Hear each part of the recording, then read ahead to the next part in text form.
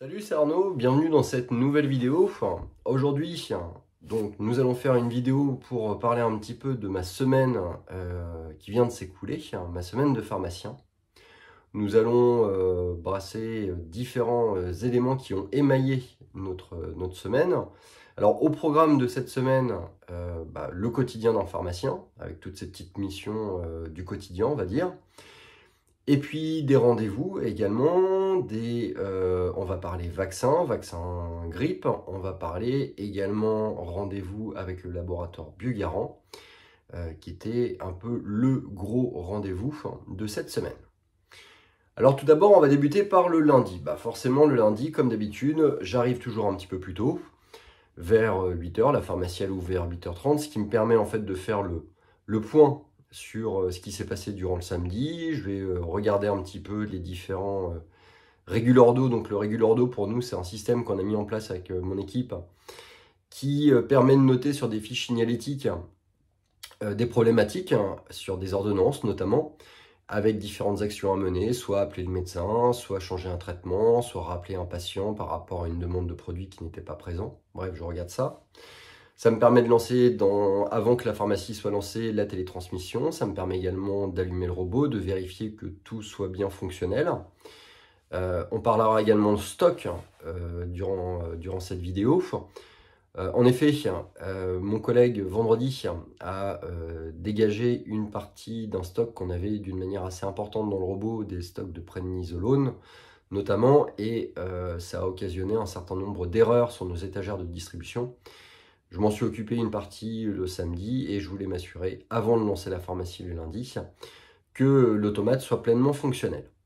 Donc du coup, arrivé 8h, je me lance dans tout ça, je me fais un petit café classique. Ouverture avec l'arrivée de l'ensemble de l'équipe vers 8h25, allumage des télés pour la diffusion continue dans la pharmacie, l'audio également, parce qu'on a une petite bande son au sein de la pharmacie, ce qui permet de maintenir un petit peu la confidentialité au niveau du comptoir. Je m'occupe de la réception de la commande sur l'automate, ce qui me permet de regarder un petit peu les différents produits qui sont revenus d'éventuelles ruptures. Ça me permet également de checker les canaux de distribution qui sont vides et d'essayer de savoir pourquoi ils sont vides, donc de repérer de nouvelles ruptures. La réception de la commande se passe plutôt pas mal. Je balance les commandes spécifiques de rupture avec les médicaments qui ont été rajoutés durant la semaine sur notre tableau, donc je la balance. Voilà, je me lance dans le traitement des rejets sécu mutuels, comme d'habitude. Donc ce qui me prend grosso modo une petite heure. Je fais un point également sur les différentes mutuelles qui ont été enregistrées sur notre boîte mail. Je mets à jour les fiches patients. J'en profite également pour faire un débrief sur la semaine qui va venir avec l'ensemble de mon équipe, ou au moins avec les pharmaciens adjoints et la responsable d'équipe au niveau du groupe préparatrice. On fait le point un petit peu sur la grippe, le fait que la Normandie soit en zone endémique, et donc le fait d'analyser d'une manière un petit peu plus profonde les distributions de vaccins auprès de nos patients, donc prendre le temps de discuter avec le patient pour savoir s'il a été correctement vacciné, ou au moins regarder au niveau de son historique de délivrance, voir si on a été amené à lui délivrer un vaccin anti-grippe au début de la période. Si jamais la personne n'a pas eu de vaccination et qu'il est éligible à un bon, essayer de savoir pourquoi il n'a pas utilisé son bon. Il l'a peut-être perdu, il l'a peut-être pas reçu. Et dans ces cas-là, forcément lui proposer la vaccination, en lui expliquant le contexte sanitaire dans lequel on est. On fait un petit point rapide également sur les stocks. C'est un de nos gros items depuis le début du mois de janvier, à savoir la mise à plat du stock dans notre pharmacie. On va essayer de gagner un peu de trésorerie dans les 6 mois qui viennent, dans le premier semestre, pour réallouer cette trésorerie sur des items plus pertinents. Donc finalement gagner un petit peu en coût d'opportunité. Donc bien faire attention au niveau du passage des commandes, être vigilant également sur le passage des commandes, essayer de jouer au maximum le jeu de l'échelonnement des commandes, essayer toujours de maximiser la remise pour avoir les meilleures conditions commerciales, mais en essayant de minimiser au plus possible le stock. Faire en sorte que les produits qui sont en stock dormant derrière soient bien remis devant de façon à ce qu'ils puissent correctement tourner. Bref, voilà, on fait un petit point. Donc, vaccination grippe et actualité grippe, on va dire, et le stock, du moins la bonne gestion des stocks au sein de notre pharmacie. Comme d'habitude, pas mal de comptoirs. Le lundi, pour nous, c'est une journée qui est extrêmement chargée. C'est une de nos journées les plus denses de la semaine. Donc, beaucoup de comptoirs, rien de particulier. Si ce n'est toujours cette veille qu'on a mis en place avec mon collègue Marc-Antoine sur le site de la NSM pour vérifier les produits qui sont en tension d'approvisionnement ou carrément en rupture. Et puis réfléchir un petit peu à des solutions. Alors soit pour les produits qui sont en tension d'approvisionnement, essayer de se stocker un petit peu de façon à pouvoir éviter au sein de notre pharmacie une rupture franche. Et pour les produits qui sont clairement en rupture et sur lesquels on est dans l'impossibilité d'obtenir les produits, faire un petit check rapide sur le Vigirupture pour regarder un petit peu les pharmacies qui en possèdent, pour pouvoir réorienter facilement, je dirais, les patients, et ou trouver des alternatives thérapeutiques qu'on peut être amené à proposer aux médecins prescripteurs lorsque ceux-ci prescrivent des médicaments qui sont en rupture. Fin de journée, classique, 20h, fermeture classique, petite course à pied d'une 40aine de minutes, histoire de se détendre les jambes et histoire de réfléchir un petit peu à l'ensemble de la journée qui vient de s'écouler. Mardi, arrivé 8h30 après le dépôt des enfants, classique. Réception des commandes au niveau de l'automate pour ma part. On fait un petit check au niveau des mails, vérifier un petit peu les mails qu'on a pu recevoir entre la fermeture de la pharmacie et son ouverture, notamment tout ce qui est transmission d'ordonnances à préparer pour des patients et qu'on reçoit traditionnellement par mail. Alors soit je délègue la préparation de ces ordonnances à l'une de nos apprentis préparatrices de façon à lui faire sa formation, en lui demandant de prendre le temps d'analyser chacune des ordonnances, chacun des médicaments présents sur l'ordonnance, de façon à se faire une construction dans sa tête au niveau des schémas posologiques. Et puis après, derrière, généralement, il y a une petite discussion sur la nature même de l'ordonnance, les conseils qui pourraient être donnés à cette ordonnance. Voilà, j'ai eu ensuite un rendez-vous avec le laboratoire Servier. Donc le laboratoire Servier, c'est le laboratoire qui distribue notamment tout ce qui est Daflon, mais pas que, parce qu'il distribue également pas mal d'antihypertenseurs, le Coversil, le Coveram notamment. Alors Servier, l'année dernière, a eu une démarche de sélectionner certaines pharmacies avec lesquelles il pratique du direct, chose à laquelle nous avons répondu présent. Alors les conditions de travail sont bonnes, elles ne sont pas exceptionnelles. Elles sont en soi meilleures que ce que je peux obtenir actuellement avec mon grossiste. Alors ça me demande de stocker un petit peu, forcément, mais bon, j'essaye d'amoindrir ça avec des commandes, on va dire, tous les 3 mois, ce qui me permet d'avoir un stock résiduel suffisant pour honorer toutes les ordonnances, sans forcément trop impacter mon stock. On fait un petit point sur les prochaines commandes d'Aflon qu'on a programmées. Et puis on a programmé également une formation pour l'un de leurs produits qui s'appelle l'Hémoflon, qui est un produit anti-hémorroïdaire, un peu analogue à la titanorine par exemple. Il avait été convenu la semaine dernière avec le laboratoire Watt que l'on allait réaliser une formation de l'ensemble de l'équipe à 15h, chose qui a été faite. Le formateur est venu. Il a passé une petite heure à former l'ensemble de notre équipe sous forme de petits groupes de 3-4 personnes, en leur présentant les produits, en leur faisant essayer les produits, en leur donnant quelques produits, ce qui est plutôt pas mal. Le formateur a refait également le point avec ma community manageuse, on va dire, de façon à mettre en place des animations vidéo et images sur notre page Facebook et Instagram, mise en place des promotions. J'ai également lancé les précommandes Chauvin. Alors les précommandes Chauvin, pour cette partie-là, elles étaient essentiellement liées à tout ce qui est Cérulyse et Céruspray. Après, ils ont un certain nombre d'autres produits que je n'ai pas fait parce que j'avais suffisamment de stock sur ces références ou j'avais malheureusement des doublons dans d'autres laboratoires. Donc comme je t'ai dit, on essayait d'optimiser notre stock. Donc on essayait également d'optimiser notre stock en éliminant les doublons.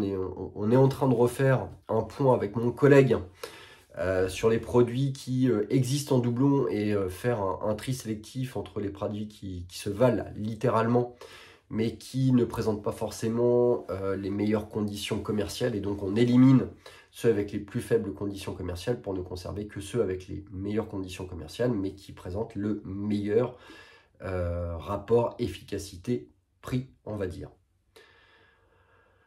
Fin de journée, rendez-vous donc avec le laboratoire Biogarant. Et donc ça, c'était un petit peu le gros rendez-vous de cette semaine. Donc le rendez-vous était fixé à 17h30. Un rendez-vous qui traditionnellement avec Biogarant, quand tout se passe bien, doit durer une demi-heure. Quel est le problème? Nous, alors donc ça fait quasiment 12 ans qu'on est en partenariat avec le laboratoire Biogarant. On a la chance d'avoir une pharmacie qui a pas mal progressé, et depuis ces 12 années d'exercice, on a toujours travaillé avec un calcul des remises arrière sous forme de pondéré. Ce pondéré a été amené à évoluer d'une manière positive au gré de l'évolution de notre chiffre d'affaires consommé chez le laboratoire Biogarant. Voilà. L'année dernière, donc, on avait certaines conditions, on avait largement rempli nos objectifs, on a eu un objectif qui était légèrement supérieur, en tout cas on a négocié un objectif qui était légèrement supérieur, des conditions commerciales meilleures, avec la volonté de cimenter notre partenariat avec le laboratoire Biogarant, notamment en passant avec eux les vaccins anti-grippe, le Fluarix Tetra, voilà. Chose qu'on a fait, on a également passé la plupart de notre conseil auprès de Biogarant. Sur l'ensemble de l'année 2023, tout s'est très bien passé, des rendez-vous relativement formels où le commercial qui a changé durant l'année validé, somme toute, toutes les remises arrière qu'on touchait sans moufter, en validant quasiment en fait à chaque fois les conditions commerciales qui avaient été celles validées en début d'année.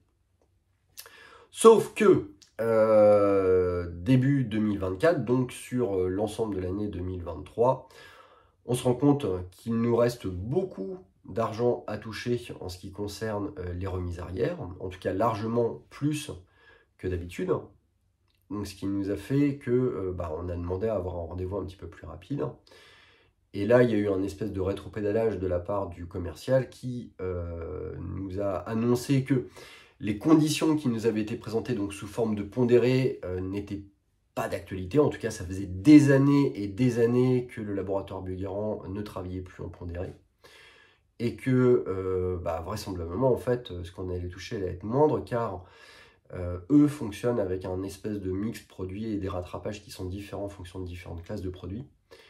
Ce qui, au calcul du laboratoire Biogarant, semble être moins que ce que l'on avait calculé avec notre pondéré. Le premier problème, c'est que depuis 12 ans, nous, on travaille toujours en pondéré. Et lorsqu'on a fait l'atterrissage de l'année précédente, notre pondéré a toujours correspondu au volume touché au final sur l'année travaillée. Donc, pas de problème. Sauf que là, on nous annonce qu'on ne va pas toucher la même chose, ou en tout cas, on nous fait comprendre. Alors, il peut y avoir une différence de manière de présenter les choses. Ceci étant, en fait, on est d'accord sur une fourchette de remise qu'on va toucher. Et là, a priori, c'est un problème. Deuxième problème. À la suite de la communication avec certains de mes confrères, avec lesquels on travaille, certains laboratoires et avec lesquels j'échange, parce que ce sont des copains avant d'être des pharmaciens, on s'est rendu compte qu'on avait des conditions de travail qui étaient différentes, notamment au niveau de la reprise des produits périmés. En substance, nous, la reprise de produits périmés sur les produits Biogarant, c'est off. Il n'y en a plus du tout, au dire du commercial, des deux commerciaux qu'on a pu avoir durant l'année 2023. L'un de mes collègues, lui, a une reprise de produits périmés. Par contre, les conditions de cette reprise ne sont clairement pas établies. En gros, il peut se retrouver, par exemple, on va dire 1000 € de produits repris, avec d'un coup un avoir de 700 balles, et un autre avec un avoir de 300 balles. Donc, du coup, pas de conditions précises établies sur une éventuelle décote sur les produits qui sont repris en produits périmés, que ce soit du conseil ou que ce soit du vignetté. Un autre de mes collègues, lui, par contre, a des conditions de reprise de produits périmés et qui sont clairement établies. Donc déjà, une différence au niveau de la manière dont on travaille avec le laboratoire Biogarant. Donc ça, ce sont les deux points qui nous animent sur l'année 2023. Et puis, il y a également la manière dont est présentée l'année 2024. Alors très clairement, nous, pour l'année 2023, on avait un engagement à 280 000 € parce qu'on avait cet engagement. Là, cette année, on a réalisé en réel un peu plus de 310 000 € de chiffre d'affaires avec le laboratoire Biogarant. Et le laboratoire Biogarant nous objective à 300 000. Il nous propose des conditions commerciales en termes de remise arrière qui sont basées donc sur ce qu'ils appellent un mix de produits, qui est quelque chose d'absolument intraçable parce que le commercial en lui-même est incapable de nous donner la volumétrie de remise qu'on va avoir parce que finalement, comme il dit, ça va dépendre un petit peu en fait de comment va évoluer les prescriptions au sein d'une pharmacie. Bon, déjà, en fait, il y a déjà un premier problème, en fait, c'est que le laboratoire Biogarant se base sur nos sorties, là où, en fait, il devrait se baser plutôt sur nos commandes, et non pas sur nos sorties. Parce qu'en fait, ce qui alimente un partenariat, c'est pas le fait de comment on va les vendre, c'est surtout comment on achète leurs produits. Donc moi, ça, déjà, je trouve ça relativement discordant. Au final, on peut s'engager à passer X milliers de produits en commande. Après, ça, c'est notre problème si on les vend ou si on ne les vend pas. Par contre, ils n'ont pas à objectiver notre sell-out. En fait, un partenariat commercial se base sur un sell-in. Voilà. Et donc, par défaut, en fait, en prenant ça, on se retrouve quand même, malgré tout, en fait, avec des conditions de travail qui sont moindres, avec un engagement qui est supérieur. Parlons d'ailleurs de l'engagement. On s'est rendu compte également que d'un point de vue contractuel, rien ne nous liait avec le laboratoire Biogarant à réaliser formellement l'objectif de chiffre qui a été défini oralement avec le laboratoire. Bref, on se rend compte que c'est un laboratoire qui, au jour d'aujourd'hui, effectue des rétropédalages sur ses partenariats, sur ses conditions commerciales, qu'il s'octroie le droit de vous objectiver sur des chiffres, entre guillemets, fermes, mais non notés sur un contrat. Et eux se donnent le droit, accessoirement, de ne pas vous donner d'informations sur ce que vous toucherez d'une manière ferme. En gros, il y a un flou. Et le flou, il est pour nous. Voilà. Donc du coup, la discussion s'est mal passée. Là où le rendez-vous en fait devait durer une demi-heure, ça a duré pas loin d'une heure et demie. Que ça va être assorti d'un autre rendez-vous déjà, en tout cas pour notre pharmacie. Alors, comment s'est clôturé notre rendez-vous? Moi, pour ma part, donc j'étais avec mon collègue qui s'occupe du laboratoire Biogarant, j'aurais clairement fait comprendre que s'il ne s'engageait pas, du moins à l'image du laboratoire Biogarant qui ne s'engage pas contractuellement sur des chiffres, sur des données chiffrées, tant au niveau de l'objectif qu'au niveau du volume de remise, eh bien moi je m'octroyais le droit également sur des commandes que je peux passer, notamment par exemple les commandes de Fluarix Tetra, qui n'ont pas été encore à l'origine d'un contrat, de les renier, si besoin, et que on allait faire le point en fait à l'atterrissage. Car si tant est qu'effectivement la commerciale qui nous a validé l'offre 2023 a eu un abus de langage lorsqu'elle nous a parlé de pondéré, elle m'a tout au moins garanti que mes conditions de travail étaient meilleures pour l'année 2023 que pour l'année 2022, eu égard au fait qu'on ait réalisé un chiffre supérieur à nos attentes et qu'on se soit engagé à réaliser un volume supérieur pour l'année 2023. Chose qu'on a faite, on a réalisé pas loin de 27 000 € de plus que notre objectif. Et donc je lui ai dit ceci, je lui ai dit, écoutez, voilà, quand vous allez revenir, vous allez avoir la consolidation des chiffres sur l'année 2023. On va prendre ce volume et on va regarder si effectivement ce qu'on a touché comme remise est égal ou supérieur à ce qu'on a touché en 2022. la logique voudrait que comme on a des conditions commerciales de meilleure qualité pour 2023 que pour 2022, et comme on a réalisé un volume supérieur en 2023 versus 2022, que le volume total de nos remises soit au moins égal, si ce n'est supérieur, à ce que l'on avait pu toucher en 2022. Donc ça, déjà, c'est le premier point. Si ce volume est égal, il y a malgré tout un problème, car on a réalisé 27 000 € de commandes en plus auprès du laboratoire Biogarant. Donc ça veut dire qu'il y a un problème dans l'encodage des conditions, de nos conditions commerciales. Si on a réalisé plus, pas de problème. Si on a réalisé moins, là, dans ces cas-là, ça veut dire que le laboratoire Biogarant s'est comporté comme un pirate et nous a menti sur la manière dont ils allaient nous rémunérer nos volumes de commandes. En somme, si jamais on se retrouve dans les deux cas de figure les plus défavorables, notre engagement en tant que pharmacie, en fait, ça sera de maintenir au plus bas le volume passé chez Biogarant, à l'équilibre, je pense, équivalent à 280 000 €, donc grosso modo, en fait, l'objectif qu'on a pu avoir pour l'année 2023, mais en 2024, que cet objectif amoindri par rapport aux attentes de Biogarant, on allait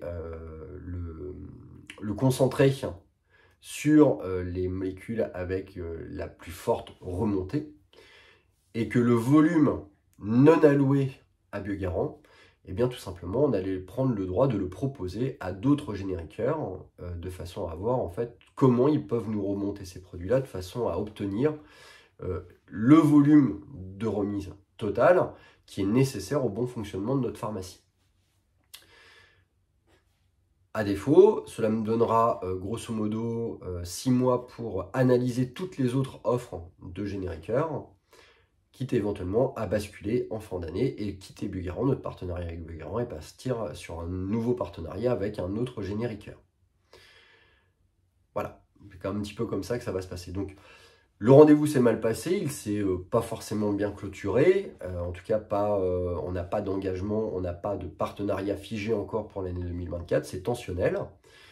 Je ne suis pas le seul dans mon groupe à avoir ce type de problème avec Biogarant, du coup on a un rendez-vous prévu avec notre groupe, avec le directeur régional, et on va évoquer avec lui nos problématiques et essayer de comprendre et de trouver ensemble une solution qui permettent de maintenir ce partenariat qui, au demeurant, est un très bon partenariat.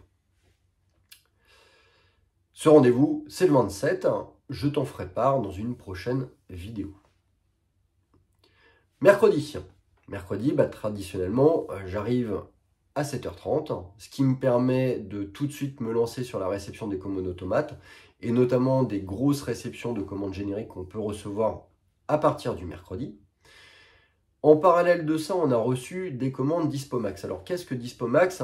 C'est une spécificité du laboratoire Biogarant. Alors, d'autres génériqueurs l'ont et ils l'appellent différemment, mais en tout cas, Biogarant, ils appellent ça Dispomax.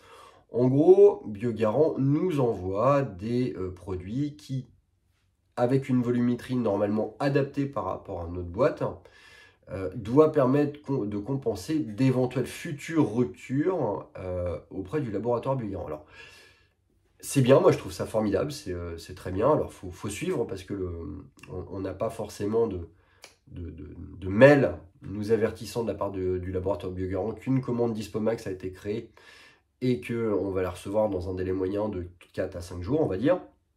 Donc il faut suivre ça sur le site, il faut bien la créer de façon à ce que ça ne puisse pas poser de problème sur la réception. Alors je suis assez surpris parfois par les produits qu'on reçoit. Là, il y a plusieurs choses qui m'ont surpris. En fait, c'est la réception dans cette commande de prednisolone et de pénicilline. Alors, la prednisolone, pourquoi j'en suis surpris? Tout simplement parce que ça fonctionne très bien avec le grossiste qui a repris les rênes là-dessus. Et on en a pas mal en stock. Donc, je trouve ça assez surprenant. J'ai un peu l'impression que le laboratoire Biogarant libère des stocks parce qu'eux-mêmes en ont beaucoup et que du coup, ils en profitent pour l'éliminer. Je suis également assez surpris par le fait de recevoir même si j'en suis content, hein, de l'amoxicilline via le système Dispomax, dans le sens où j'avais cru comprendre que normalement les génériqueurs ne devaient plus fournir de pénicilline via des canaux directs. Autre particularité, j'ai reçu une quantité pléthorique de paroxétine et jusqu'à preuve du contraire, mais parfois on peut être surpris, je n'ai pas encore vu apparaître de rupture sur la paroxétine. Alors parfois, le Dispomax c'est un très bon système, mais de temps en temps, j'ai quand même un peu l'impression que le laboratoire en profite également pour dégager du stock et puis stocker allègrement les pharmacies partenaires. Bref, grosse réception de commande, ça nous a pas mal blindé le robot. Mais bon, on avait fait un peu de place, donc pas de problème. Et puis on a réfléchi un petit peu stratégie au niveau de l'organisation du robot. Donc on a réalloué des étagères extérieures de façon à pouvoir stocker les réserves de générique. Tout est bon. Pas mal de comptoirs encore. On a retravaillé un petit peu sur la répartition, la réallocation dans le robot. J'ai eu l'occasion donc d'avoir également un appel de la part du laboratoire Sanofi. Donc Sanofi, à cette période-là, commence à téléphoner aux pharmacies pour valider avec eux leur passage de commande. Alors les conditions de travail avec Sanofi sont bonnes, hein, il n'y a pas de problème. Alors ils ont évidemment leur Vaxigrippe Tetra, qui est un peu leur produit historique, en tout cas en termes de prise en charge de la grippe. Et ils ont surtout en fait les Fluelda, qui est leur vaccin destiné aux plus de 65 ans. Alors moi j'ai voulu y aller d'une manière un peu modérée sur les 2 précédentes années. Là cette année je vais encore augmenter mes quantités des Fluelda. Je vais un petit peu diminuer les quantités de Vaxigrippe. Les conditions commerciales sont bonnes. Les conditions de reprise sont correctes. Alors c'est vrai que cette année, la campagne de vaccination grippe n'a pas été très bonne. Donc du coup, le volume total de mes vaccins anti-grippe va être un petit peu plus faible par rapport à l'année dernière, de façon à éviter qu'il y ait trop de périmés, ou en tout cas de jouer le jeu des reprises de produits périmés. Je trouve pas ça très éthique. Et puis peut-être travailler un petit peu plus avec le grossiste en milieu de saison de vaccination pour optimiser au mieux faisant nos stocks. Voilà. Donc ça c'est pour le laboratoire Sanofi. Donc du coup, ouais, augmentation au niveau des quantités des Fluelda passés et quantité un petit peu plus basse au niveau du Vaxigrippe. On passe à la journée de jeudi. La journée de jeudi donc, se commence traditionnellement vers 10h30, 11h. Alors qu'est-ce que je fais moi le matin à 10h30, 11h, du moins avant 10h30, 11h, je vais courir traditionnellement. Ce matin, là, on avait un rendez-vous chez le notaire avec ma femme. Et puis traditionnellement aussi, j'en profite pour mettre à jour un petit peu la chaîne YouTube et puis préparer quelques petites choses sur les différentes vidéos. À la pharmacie, le jeudi, comme je te l'ai déjà dit, en fait, on fait pas mal de rangements, de réadaptation. J'en profite également pour refaire un petit peu d'administratif, histoire d'être au clair avant le lundi suivant. J'ai fait un petit brief d'équipe sur un élément. Donc, on a adhéré à un système qui s'appelle Office Santé via notre groupement Unifarm.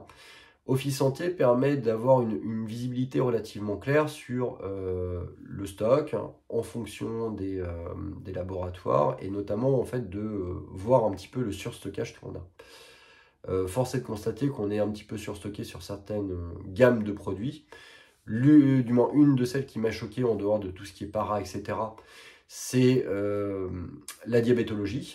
Et je me rends compte que quelque part, en fait, on n'est peut-être pas assez proactif au niveau du comptoir en termes de propositions sur le diabète. Donc du coup, j'ai réalisé une petite fiche signalétique qu'on va être amené à distribuer à nos patients lorsqu'on va être amené à leur distribuer des capteurs, des lecteurs, lorsqu'on va leur faire le débrief sur l'utilisation du lecteur, lorsqu'on va leur donner de l'insuline et autres. Donc c'est une petite fiche signalétique qui rappelle quelques petits conseils. Alors, des conseils, il y en a 5. Les premiers, c'est que des carnets de suivi de glycémie sont disponibles à la pharmacie, qu'il est important, au-delà du fait que les lecteurs possèdent une mémoire interne, de correctement remplir son petit carnet de façon à pouvoir avoir un suivi, de noter également les circonstances dans lesquelles la prise de glycémie a été faite. J'effectue également un rappel sur le fait que les lancettes d'autopiqueurs doivent être remplacées à chaque piqûre, de façon à ne pas émousser l'aiguille et donc abîmer l'épiderme, en tout cas entraîner une kératinisation. Il y a un petit rappel également sur la fréquence auquel les gens peuvent et doivent aussi remplacer leur lecteur de glycémie, que ce soit des adultes ou que ce soit des enfants, mais également leur autopiqueur. L'autopiqueur, c'est quelque chose d'assez important finalement, parce que même s'il ne s'abîme pas extérieurement, le ressort antérieur a souvent tendance en fait à se détendre, et du coup en fait la piqûre, la profondeur de la piqûre n'est pas forcément celle qui est correspondante à ce qui a été sélectionné. Il y a également la recommandation de faire contrôler la justesse de son lecteur au moins une fois par an à l'aide d'un bilan dans un laboratoire d'analyse biologique, c'est-à-dire de faire son contrôle de glycémie, en parallèle prélèvement au niveau du laboratoire, et on vérifie que la valeur donnée par son lecteur de glycémie est correspondant à celle donnée par le laboratoire. Le but, voilà, c'est tout simplement en fait d'informer les patients, et puis aussi de correctement distribuer des lecteurs et des autopiqueurs, et peut-être aussi de renouveler parfois aussi un petit peu le parc de lecteurs, parce que on se retrouve parfois avec des patients qui ont des lecteurs qui sont assez vieillissants, et parfois en fait on se retrouve avec des lecteurs qui sont de bien meilleure qualité, en tout cas avec une qualité de lecture, une qualité d'utilisation qui est largement supérieure par rapport à celui qu'ils avaient. Voilà. Donc voilà, je dis encore pas mal de comptoirs, du rangement, des cartons, et puis comme on était le 15, j'ai réalisé la facturation de ce qu'on appelle les dossiers vacances. Alors qu'est-ce que les dossiers vacances? C'est une manière pour nous d'aider certains patients qui vont partir en vacances et qui ont besoin de certains médicaments, qui n'auront pas le temps ou l'envie d'aller dans une pharmacie sur leur lieu de vacances, ou la possibilité aussi. Et donc, du coup, on réalise cette facturation d'une manière extemporanée à date donnée. Voilà. Et traditionnellement, on fait ça sur des dates, le 5, le 15 et le 25, de façon à ce que ce soit plutôt bien formalisé au sein de notre structure. Pour terminer la journée, j'ai réalisé un rendez-vous avec une apprentie préparatrice, ou en tout cas une future apprentie préparatrice. C'est un rendez-vous qui a duré 45 minutes, un rendez-vous qui s'est très bien passé. Une fille très intéressante, très investie, très connaisseuse du métier vers lequel elle se dirige, parce qu'en effet, en fait, ce type de rendez-vous, moi, dans un premier temps, ça me permet surtout de voir un petit peu à qui j'ai affaire, voir un petit peu, et je dirais surtout, comment elle perçoit son futur métier, parce qu'il n'y a rien de pire que d'avoir une personne qui, finalement, a une mauvaise image du métier vers lequel elle se dirige. Voilà, donc comme je lui ai dit, j'ai pris tous les renseignements, je lui pose des questions d'ordre personnel, savoir un petit peu comment elle se définit, ce qu'elle aime, est-ce qu'elle est utilisatrice d'une pharmacie, ce qu'elle aime dans les pharmacies dans lesquelles elle va, ce qu'elle n'aime pas, ce qu'elle aimerait retrouver dans les pharmacies. Je lui montre également un petit peu nos valeurs en tant que pharmacien, en tant que pharmacie. Je lui montre comment on fonctionne en termes d'équipe. Bref, j'essaie de lui montrer ce qu'on est, et en même temps, j'essaie de comprendre ce qu'elle est. Et ça s'est plutôt bien passé à mon sens, en tout cas. Donc c'est un CV que je vais garder. Après, j'en profite pour lui expliquer comment je procède, à savoir que là, je commence à recevoir des CV. Je les analyse, je les garde, et puis je me donne un délai de grosso modo un mois et demi, grosso modo début avril, mi-avril, pour recontacter ces personnes, et puis voir avec elles si elles sont toujours en recherche. Et dans ces cas-là, leur proposer de réaliser un suivi de leur apprentissage au sein de notre pharmacie. Vendredi, c'est aujourd'hui, c'est ma journée off, donc course à pied évidemment, et puis tout un tas de petites choses personnelles que je fais, dont cette vidéo. Voilà, je te souhaite une bonne fin de journée, je te souhaite une bonne fin de semaine, je te dis à très bientôt pour une prochaine vidéo. N'hésite pas à me laisser des commentaires s'il y a des sujets sur cette vidéo que tu veux voir abordés, ou en tout cas élargis en termes d'explication.